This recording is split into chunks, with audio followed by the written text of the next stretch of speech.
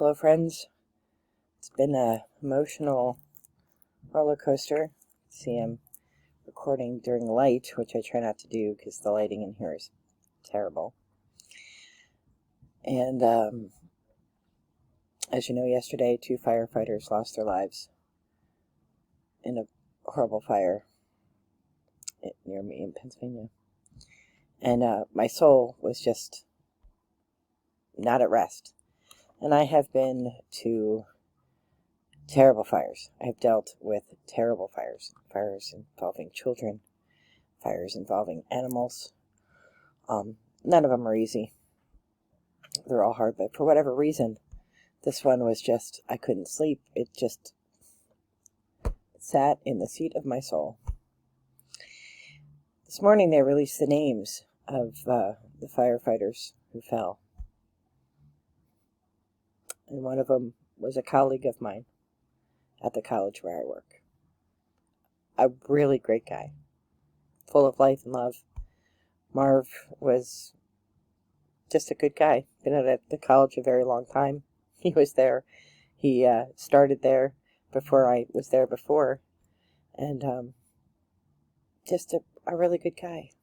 You know, like the guy you want to work with. And so then I thought I had to drive to Philly for a conference. And I was like thinking the whole way down that, and the whole way back, I had to come back because my kid has a concert. And I was just thinking like, wow, Spirit really, before I fell down the mountain and I was out of commission for all those weeks, I never really listened. I didn't think I knew how to listen to my own inner spirit. But there have been times when I've known things that I shouldn't know. Unfortunately, almost always dealing with the passing of people. And I don't lay claim to any kind of gifts in that way. I'm not a medium. I'm not any of those things. But I have an intuition about things, and I didn't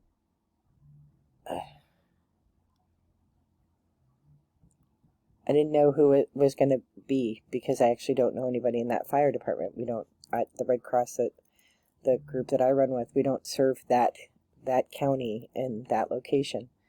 So it's near me, but it's far enough away that it's not near anybody I know.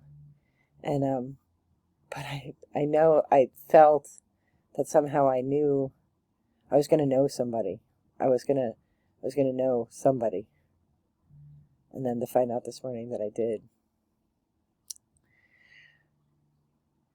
So I guess, the lesson is to listen to Spirit and to pay attention to those subtle signs.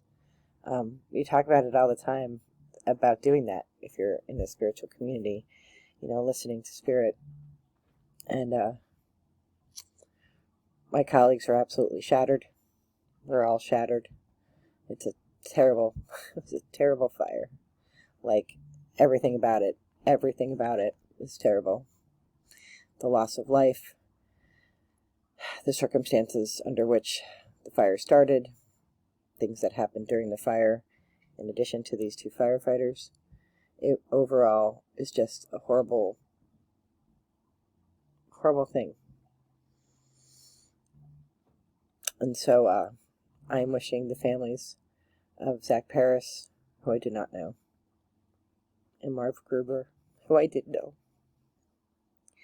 I'm wishing all of their families and their friends and the first responders who had to save them, the first responders who had to go in to that burning building and rescue men they knew were dying. That is just the worst, absolute worst thing. I'm wishing them all the best in love. So now I have to go and be mom because it's band concert night. And my heart is going to go out to Zach Paris because he has little children. And Marv, he has grandchildren and children. And they'll not get to go to the band concert and they won't get to go and celebrate the holidays with their families. And their families are going to be lost without them. And the irony of dying on Pearl Harbor Day isn't lost. So, go hug the people that you love. Spread light and love. I was taught early in my career that it doesn't matter what people think about you when you're in the room. It matters what they think about when you leave. And at least in Marvin's case, we are all left with a hole. We're all left with heartache.